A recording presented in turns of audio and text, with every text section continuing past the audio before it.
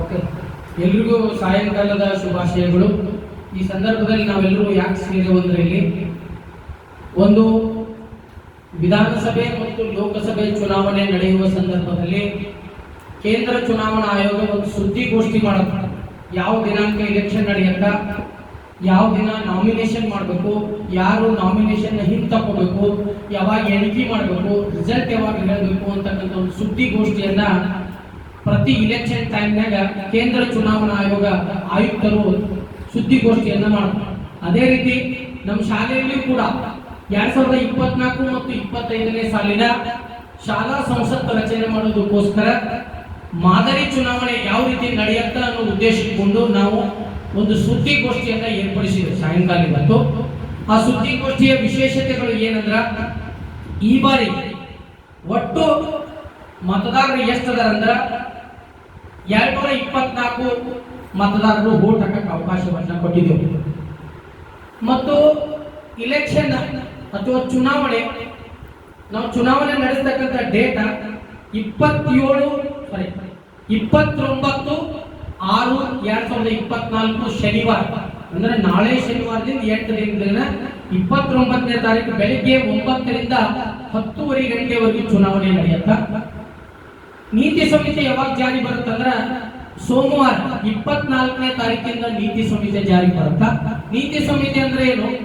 ಚುನಾವಣೆಗೆ ನಿಂತಿರ್ತಕ್ಕಂಥ ಅಭ್ಯರ್ಥಿಗಳು ಅಥವಾ ನಿಂತಿರಲಾರ್ದಕ್ಕಂಥ ವಿದ್ಯಾರ್ಥಿಗಳು ಯಾರಿಗೂ ಕೂಡ ನಾವು ಸನ್ಮಾನ, ಗೌರವ ಕೊಡೋದು, ಚಪ್ಪಾಳೆ ಹೊಡಿಸೋದು, ಪ್ರಶಸ್ತಿ ಕೊಡೋದನ್ನ ಮಾಡಲ್ಲ.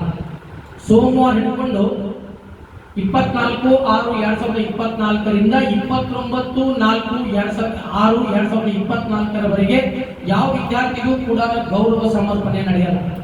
ಅಂದ್ರೆ ನೀತಿ ಸಂಹಿತೆ ಜಾರಿ ಅಂದ್ರೆ ನಿಮ್ಗೆ ಗೌರವ ಸಿಗ್ತಾ ಇತ್ತಂದ್ರೆ ಮಗು ನೋಡಿದ್ರೆ ನಿಮ್ಗೆ ವೋಟ್ ಹಾಕೋ ಚಾನ್ಸಸ್ ಇರುತ್ತೆ. ಅದಕ್ಕಾಗಿ ನಾವು ಆ ಒಂದು ಡೇಟ್ ಅನ್ನ ಕೊಡ್ತಾ ಇದ್ದೇವೆ.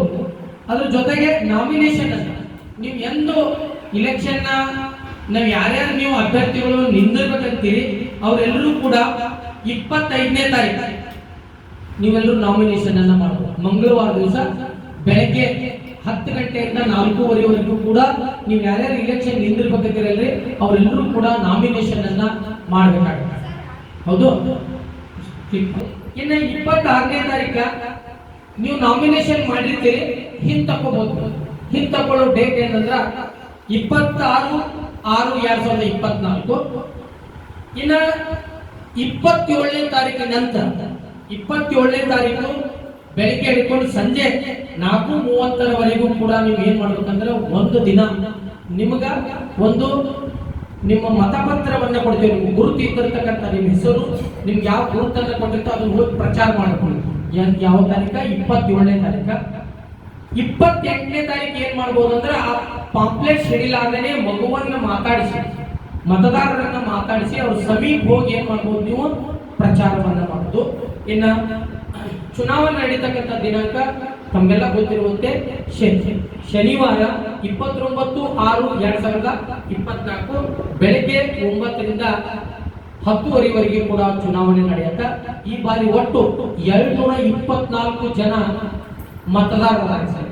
ಅಂದ್ರೆ 4ನೇ ತರಗತಿ ಹಿಡ್ಕೊಂಡು 8ನೇ ತರಗತಿ ಮಕ್ಕಳಿಗೆ ನಾವು ಮತ ಹಾಕ್ಲಕ್ಕೆ ಅವಕಾಶವನ್ನ ಈ ಬಾರಿ ಕೊಟ್ಟಿದ್ದೇವೆ ನಾವು.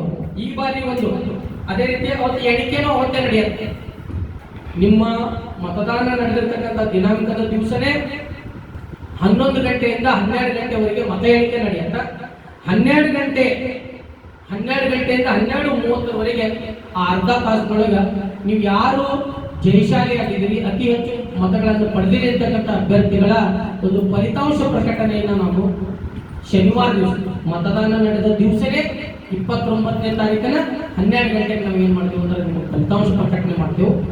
ಸೋಮವಾರ ದಿವಸ ಯಾರು ಆಯ್ಕೆಯಾಗಿರಿ, ಯಾರು ಶಾಲಾ ಸಂಸತ್ ಪ್ರಧಾನಮಂತ್ರಿ ಮತ್ತು ಉಪ ಪ್ರಧಾನಮಂತ್ರಿ ಆಗಿರಿ ಅನ್ನೋದನ್ನ ಸೋಮವಾರ ಪ್ರಾರ್ಥನಾ ಸಮಯದಲ್ಲಿ ನೀವೆಲ್ಲರೂ ಪ್ರಮಾಣ ವಚನ ಸ್ವೀಕರಿಸಕ್ಕೆ ಅವಕಾಶವನ್ನ ಕೊಟ್ಟು ಇವೆಲ್ಲವೂ ಕೂಡ ಮುಖ್ಯ ಗುರುಗಳ ಒಂದು ಅನುಮತಿ ಮೇರೆಗೆ ಈ ಒಂದು ಮಾದರಿ ಚುನಾವಣೆಯನ್ನ ನಾವು ನಡೆಸಬೇಕಂತಕ್ಕಂಥ ಉದ್ದೇಶ ಇಟ್ಕೊಂಡು ನಿಮ್ಮ ಮುಂದೆ ಈ ರೀತಿ ಒಂದು ಮಾಹಿತಿಯನ್ನ ತಿಳಿಪಡಿಸಕ್ಕೆ ಇಷ್ಟಪಡ್ತಾ ಇದ್ದೀನಿ.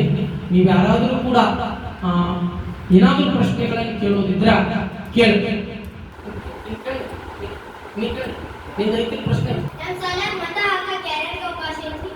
ಈ ಬಾರಿ ನಮ್ಮ ಶಾಲೆಯಲ್ಲಿ ಮತ ಹಾಕಕ್ಕೆ ಯಾರ್ಯಾರಿಗೆ ಅವಕಾಶ ಕೊಟ್ಟಿದ್ದೇವೆ ಅಂದ್ರೆ ನಾವು ಹೋದ ಬಾರಿ 5, 6, 7, 8ನೇ ತರಗತಿ ವಿದ್ಯಾರ್ಥಿಗಳಿಗೆ ಮಾತ್ರ ಅವಕಾಶ ಕೊಡ್ತಿದ್ದೇವೆ ನಾವು. ಈ ಬಾರಿ 4ನೇ ತರಗತಿ ಮಕ್ಕಳಿಗೂ ಕೂಡ ನಾವು ಮತ ಹಾಕಕ್ಕೆ ಅವಕಾಶವನ್ನ ಕೊಡೋಣ. ಆ ಮಕ್ಕಳಿಗೂ ಕೂಡ ಮತ ಚಲಾವಣೆಯನ್ನು ಯಾವ ರೀತಿ ಮಾಡಬೇಕು, ಇಲೆಕ್ಷನ್ ಅಲ್ಲಿ ಅವರು ಕೂಡ ಭಾಗಿಯಾದರೆ ಆ ಮಕ್ಕಳಿಗೂ ಕೂಡ ಸಂತೋಷವನ್ನು ಉದ್ದೇಶಿಸಿಕೊಂಡು ಈ ಸಲ ನಾವು ಶಾಲಾ ಚುನಾವಣಾ ಆಯೋಗದವರು ನಿರ್ಧಾರ ಮಾಡಿಕೊಂಡೆವು. 4ನೇ ತರಗತಿ ಹಿಡ್ಕೊಂಡು 4, 5, 6, 7 ಮತ್ತು 8ನೇ ತರಗತಿ ಎಲ್ಲಾ ಮಕ್ಕಳಿಗೂ ಕೂಡ ನಾವು ಮತ ಹಾಕಕ್ಕೆ ಈ ಬಾರಿ ಅವಕಾಶವನ್ನು ಕೊಡೋಣ.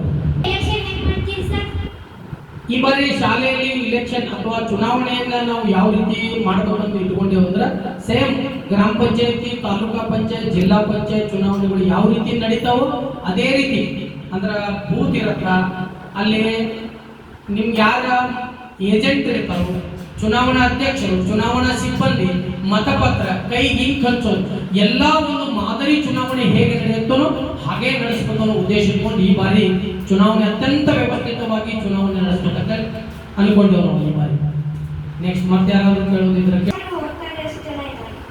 ಈ ಬಾರಿ 2024 ಮತ್ತು 25ನೇ ಶಾಲಾ ಸಂಸತ್ ಚುನಾವಣೆಯಲ್ಲಿ ಒಟ್ಟು 4ನೇ ತರಗತಿಯವರು 49 ವಿದ್ಯಾರ್ಥಿಗಳು, 5ನೇ ತರಗತಿಯವರು 53 ವಿದ್ಯಾರ್ಥಿಗಳು, 6ನೇ ತರಗತಿಯವರು 37 ವಿದ್ಯಾರ್ಥಿಗಳು, 7ನೇ ತರಗತಿಯವರು 42, 8ನೇ ತರಗತಿಯವರು 43, ಟೋಟಲ್ 224 ಮತದಾರರು ಈ ಬಾರಿ ವೋಟ್ ಅನ್ನು ಹಾಕ್ತಾರೆ. ಹೊಸದಾಗಿ 4ನೇ ತರಗತಿ ಮಕ್ಕಳು ಸುಮಾರು 49 ವಿದ್ಯಾರ್ಥಿಗಳು ಹೊಸ ವೋಟರ್ಸ್ ಅಂದ್ರೆ ಹೊಸದಾಗಿ ಅವರು ಕೂಡ ಈ ಚುನಾವಣೆಯಲ್ಲಿ ಮತ ಚಲಾವಣೆ ಮಾಡಕ್ಕೆ ಅವಕಾಶವನ್ನ ಕೊಡ್ತೇವೆ. ಓಕೆ, ನೆಕ್ಸ್ಟ್ ತರಗತಿಗೆ ತೊಂದರೆ ಆಗುವುದಿಲ್ಲವೇ? ಓಕೆ, ಒಳ್ಳೆ ಪ್ರಶ್ನೆ. ಶಾಲೆಯಲ್ಲಿ ಚುನಾವಣೆ ಮಾಡೋದ್ರಿಂದ ಏನಾದರೂ ಪಿರಿಡಿಗೆ ಕಲಿಕೆಗೆ ಏನಾದರೂ ತೊಂದರೆ ಆಗ್ತಕ್ಕಂಥ ಪ್ರಶ್ನೆಯನ್ನ ವಿದ್ಯಾರ್ಥಿಗಳು ಕೇಳಿದ್ರು. ಬಹಳ ಬೆಸ್ಟ್ ಪ್ರಶ್ನೆ. ಯಾಕಂದ್ರೆ ನಾವು ಯಾವುದೇ ಕೆಲಸ ಕಾರ್ಯ ಮಾಡಿದ್ರು ಕೂಡ 4ರ ನಂತರ 4ರಿಂದ 4:30 ಅವಧಿ ಒಳಗನೆ ಮಾಡ್ತೀವಿ. ಈ ಚುನಾವಣೆ ಪ್ರಚಾರ ಆಗಿರ್ಬೋದು, ಈ ಚುನಾವಣೆ ಎಲ್ಲಾ ಕೆಲಸ ಕಾರ್ಯಗಳನ್ನ ಶಾಲಾ ಅವಧಿಯಲ್ಲಿ ತರಗತಿಗೆ ಯಾವುದೇ ತೊಂದರೆ ಕೊಡದೇನೆ, ನಿಮ್ಮ ಶಿಕ್ಷಣಕ್ಕೆ ಯಾವುದೇ ತೊಂದರೆ ಕೊಡಲಾರ್ದೇನೆ ಈ ಚುನಾವಣೆಯನ್ನು ನಾವು ಮಾಡ್ತೇವೆ ಅಂತಕ್ಕಂಥ ಭರವಸೆಯನ್ನು ಕೂಡ ಕೊಡ್ತೇವೆ. ಯಾವುದೂ ಕೂಡ ನೀವು ಕೂಡ ಪ್ರಚಾರ ಮಾಡೋದಾಗಿರ್ಬೋದು, ವಿಶ್ರಾಂತಿ ಅವಧಿಯಲ್ಲಿ ಶಾಲೆ ಬಿಟ್ಟ ನಂತರ ಊಟದ ಸಮಯದಲ್ಲಿ ನೀವು ಮತದಾರರಿಗೆ ಹೋಗಿ ಏನ್ ಮಾಡಬಹುದು, ಚುನಾವಣೆ ಪ್ರಚಾರವನ್ನು ಮಾಡಬಹುದು. ಶಾಲಾ ಕಲಿಕೆಗೆ, ತರಗತಿಗಳಿಗೆ, ನಿಮ್ಮ ಶಿಕ್ಷಣಕ್ಕೆ ಯಾವುದೇ ತೊಂದರೆಯನ್ನು ಕೊಡಲಾರ್ದೇನೆ ಈ ಬಾರಿ ನಾವು ಇಲೆಕ್ಷನ್ ಅನ್ನ ಮಾಡ್ತೀವಿ. ಓಕೆ, ನೆಕ್ಸ್ಟ್ ಮತ್ತೆ ಓಕೆ, ಈ ಬಾರಿ ಇಲೆಕ್ಷನ್ ಮಾಡೋದ್ರಿಂದ ನಮ್ಮ ಶಾಲಾ ಮಕ್ಕಳಿಗೆ ಏನ್ ಸಂದೇಶ ಹೋಗ್ಬೇಕಂದ್ರೆ, ನೀವೆಲ್ಲರೂ ಕೂತ್ಕೊಂಡಿದ್ದೀರಿ, ಇದೇ ಒಂದು ದೊಡ್ಡ ಸಂದೇಶ. ಸುದ್ದಿಗೋಷ್ಠಿ ಮಾಡ್ತಾ ಇದ್ದೀವಿ. ಯಾವ ಬಾರಿ ಯಾವ ವರ್ಷ ಕೂಡ ನಾವು ಸುಮ್ಮನೆ ಒಂದಿನ ಇಲೆಕ್ಷನ್ ಪ್ರಚಾರ ಮಾಡ್ರಿ, ಮತಪತ್ರ ತರ್ತಿದ್ದೆವು. ಈ ಬಾರಿ ಹಂಗ್ ಮಾಡ್ತಾ ಇಲ್ಲ. ಒಂದ್ ದಿವಸ ನಾಮಿನೇಷನ್ ಹಿಂಪಡೆಯುವುದು ಮತ್ತು ನೀವು ಕೊಟ್ಟಿರ್ತಕ್ಕಂಥ ನಾಮಿನೇಷನ್ ಸರಿ ಇದೆಯೋ, ನಾಮಪತ್ರ ಪರಿಶೀಲನೆ, ಚುನಾವಣೆ ದಿನಾಂಕ, ಫಲಿತಾಂಶ ಪ್ರಕಟಣೆ, ಪ್ರಮಾಣ ವಚನ, ಈ ರೀತಿ ಎಲ್ಲಾ ವ್ಯವಸ್ಥಿತವಾದ ದಿನಾಂಕಗಳನ್ನು ನಡೆಸೋದ್ರಿಂದ ಮಕ್ಕಳಿಗೆ ಚುನಾವಣೆಯ ಬಗ್ಗೆ ಹೇಗೆ ನಡೆಯುತ್ತಂತಕ್ಕಂಥ ಒಂದು ಸಂದೇಶವನ್ನ ಅತ್ಯಂತ ಶಿಸ್ತುಬದ್ಧವಾಗಿ ಕೊಡ್ತಕ್ಕಂಥ ಚುನಾವಣೆ ನಮ್ದಾಗಿದೆ. ನೆಕ್ಸ್ಟ್, ಶಾಲೆ ಒಳಗೆ ನಡೆಯೋದ್ರಿಂದ ಇಲೆಕ್ಷನ್ ಏನಾದರೂ ದುಷ್ಪರಿಣಾಮ ಬೀರಬಹುದೇನು ಸರ್? ಇಲೆಕ್ಷನ್ ಅಂದ್ಮೇಲೆ ಮಕ್ಕಳಲ್ಲಿ ಒಂದು ರೀತಿ ಏನೋ ಹಂಗ್ ಮಾಡ್ಬೇಕು, ಜಿಗುದಾಡ್ಬೇಕು, ಕುಣಿದಾಡ್ಬೇಕು, ಮಕ್ಕಳಿಗೆ ಏನಾದ್ರು ತೊಂದರೆ ಮಾಡ್ಬೇಕು, ಇಲೆಕ್ಷನ್ ನನಗ ಓಟ್ ಹಾಕಕ್ಕೆ ತೊಂದರೆ, ಹಿಂಗೇನಾದ್ರು ಮಕ್ಕಳಲ್ಲಿ ಕೆಟ್ಟ ಪರಿಣಾಮ ಏನಾದ್ರು ಬೀರ್ತಾವನ್ನತಕ್ಕಂಥ ಪ್ರಶ್ನೆಯನ್ನ ಒಬ್ಬ ವಿದ್ಯಾರ್ಥಿ ಕೇಳಿದಾನೆ. ಬಹಳ ಖುಷಿ ಆಗತ್ತ. ಬಟ್ ಅಂತ ದುಷ್ಪರಿಣಾಮ ಬೀರುವಿಕೆಗೆ ಚುನಾವಣೆ ನಡೆಸಲ್ಲ. ನಮ್ಗೆ ಏನಾಗಬೇಕಾಗಿದೆ, ನಮ್ಮ ಶಾಲಾ ಮಕ್ಕಳಿಗೆ ಚುನಾವಣೆ ಅಂದ್ರೆ ಏನು, ಹೆಂಗ್ ನಡೆಯುತ್ತೆ, ನಾವೆಲ್ಲರೂ ಚುನಾವಣೆಯನ್ನು ಹೆಂಗ್ ನೋಡ್ತೇವೆ ಅಂದ್ರೆ ದೂರ ನಿಂತು ಚುನಾವಣೆ ನಡೆಯೋದನ್ನ ನೋಡ್ತೇವೆ. ಯಾಕಂದ್ರೆ 18 ವರ್ಷ ಮೇಲ್ಪಡೆದವ್ರು ಬಂದು ಬೂತ್ಗಳಿಗೆ ವೋಟ್ ಹಾಕ್ತಿರ್ತಾರೆ, ನೀವೆಲ್ಲರೂ ದೂರ ನಿಂತಿರ್ತೀರಿ.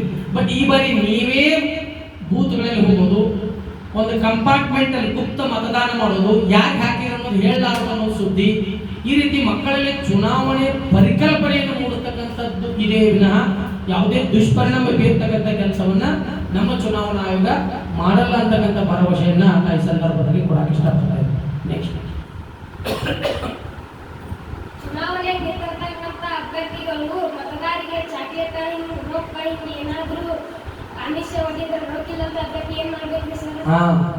ಈಗ ನೀವು ಎಷ್ಟೋ ಮಂದಿ ಇಲೆಕ್ಷನ್ ನಿಂತಿರ್ತೀರಿ, ಚುನಾವಣೆಗೆ ನಾಮಿನೇಷನ್ ಮಾಡ್ತೀರಿ. ಒಬ್ಬ ಯಾರೋ ಶ್ರೀಮಂತ ಇರ್ತಕ್ಕಂಥ ಮಗು ಈ ಎಲ್ಲಾ ಮಕ್ಕಳಿಗೆ ದುಡ್ಡು ಖರ್ಚು ಮಾಡಿ ಚಾಕ್ಲೇಟ್ ಏನೋ ಕೊಟ್ಟು ನನಗೆ ವೋಟ್ ಹಾಕಂದಾಗ ಆ ಮಗು ಸರಳವಾಗಿ ಚಾಕ್ಲೇಟ್ ಕೊಟ್ಟಿರ್ತಕ್ಕಂಥ ಅಭ್ಯರ್ಥಿಗೆ ಮತ ಹಾಕೋ ಚಾನ್ಸಸ್ ಇರುತ್ತೆ. ಉಳಿದು ಎಷ್ಟೋ ವಿದ್ಯಾರ್ಥಿಗಳು ದುಡ್ಡು ಚಾಕ್ಲೇಟ್ ತಂದು ಮಕ್ಕಳಿಗೆ ಕೊಡಕ್ಕೆ ಹಾಕಿರಂಗಿಲ್ಲ. ಹಂಗೇನೋ ತೊಂದರೆ ಆಗತ್ತೆ ಅಂತ ಕೇಳ್ತಾರೆ. ಹಂಗೆ ಯಾರು ಆಗಕ್ಕೆ ಸಾಧ್ಯ ಇಲ್ಲ. ಯಾಕೆ ಆಗಕ್ಕೆ ಸಾಧ್ಯ ಇಲ್ಲ ಅಂದ್ರೆ ನೀವೆಲ್ಲರೂ ಹೇಗಿದ್ದೀರಿ ಅನ್ನೋದನ್ನ ಎಲ್ಲ ಮಕ್ಕಳಿಗೂ ಕೂಡ ಗೊತ್ತಿದೆ. ನೀವು ಯಾರು ಚಲೋ ಓದಿರಿ, ಹೆಂಗೆ ಯಾರು ನಾಡಿಸಿದ್ರೆ ಸರಿಯಾಗಿ ಎಲ್ಲ ಮಕ್ಕಳು ವಿಚಾರ ಮಾಡಿನ ನಿಮ್ಗೆಲ್ಲ ಮತವನ್ನ ಹಾಕ್ತಾರೋ ಅಂತ ಒಂದು ಸಮಯವನ್ನ ಅಂತ ಒಂದು ವಿಷಯವನ್ನು ತಲೆಯಾಗ ಯಾರು ಹಾಕಬೇಡಿ. ಏನಾರ ಪಟ್ಟಣ ಓಟ್ ಹಾಕ್ತಾರೆ ಅಂತಕ್ಕಂಥ ತಲೆಯಾಗ ತೆಗೆರಿ.